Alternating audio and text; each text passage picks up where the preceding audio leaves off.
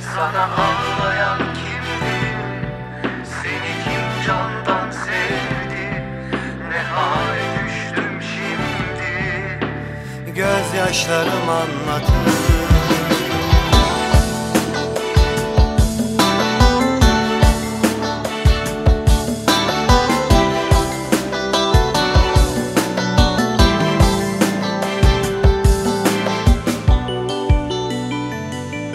Dönülmez yollarımı, kararsız günlerimi, şu garip hikayemi gözyaşlarım anlatır. Dönülmez yollarımı, kararsız günlerimi, şu garip hikayemi gözyaşlarım anlatır. Ömrümün zararını, kaybettiğim yarını, mutluluk yıllarımı gözyaşlarım anlatır. Sana ağlayan kimdi? Seni kim candan sevdi? Ne hale düştüm şimdi? Gözyaşlarım anlatır. Sana ağlayan kimdi? Seni kim candan sevdi? Ne hale düştüm şimdi? Gözyaşlarım anlatır.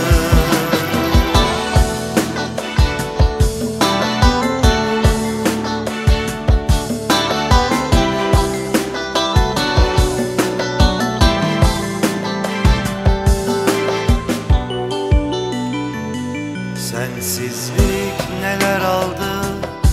Hayallerim nasıldı? Senden bana ne kaldı? Gözyaşlarım anlatır.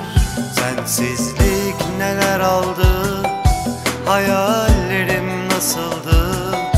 Senden bana ne kaldı?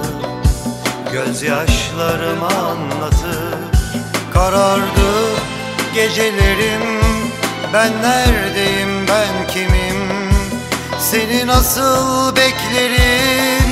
Gözyaşlarım anlatır. Sana ağlayan kimdi?